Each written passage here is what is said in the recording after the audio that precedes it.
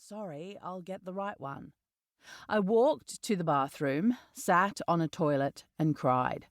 It wasn't the first time a manager had been rude, but it was the first time I had questioned why I was even there. I kept saying to myself, surely this can't be my life. After a few minutes, I heard the bathroom door open and one of my colleagues walked in and saw me crying. The words she said to me in that moment changed my entire life. She said, "You don't deserve this. I'm taking you to HR and you are going to resign. You're made for better things." And that's exactly what I did. After spending 6 years as an accountant at a company that made my parents incredibly proud, I resigned. But I was torn. I had spent my life working hard at school and university so that I could get a great job and eventually become a partner. That was always the plan. But I was miserable, and I had been for 6 years. After I left my job, I had no idea what I was going to do, but I knew what I didn't want. I didn't want to feel like a tiny cog in a huge machine and not understand what the machine actually did.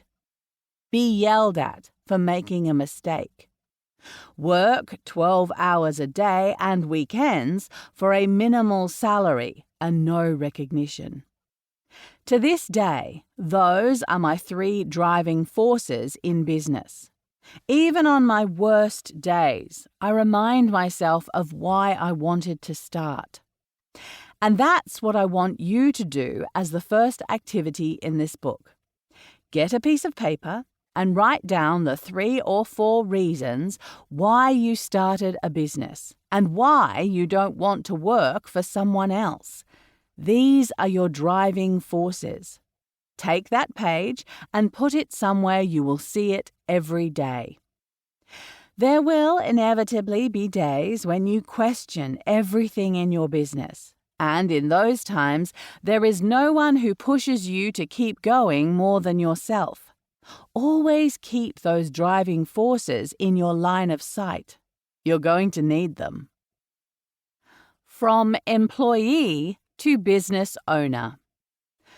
After resigning from my job, I tried my hand at a number of other jobs, from media buying for the Commonwealth Bank to marketing at a small telecommunications company. No matter how interesting the work was or how great the culture was, I was still miserable.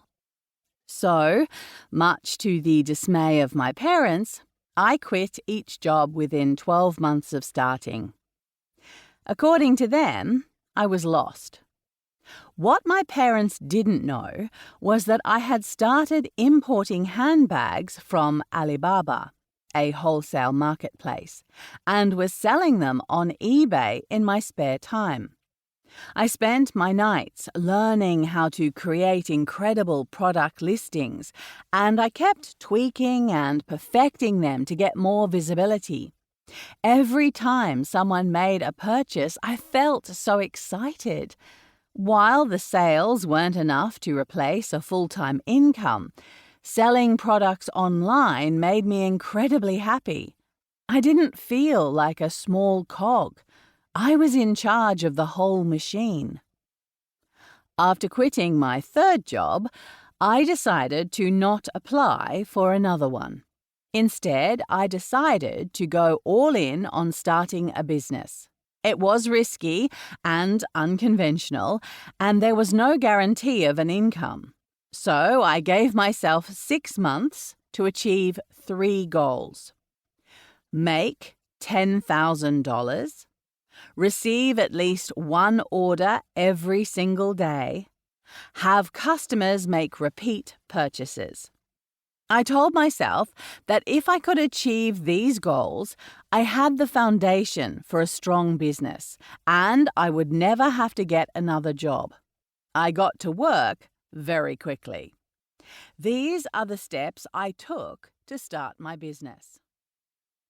Found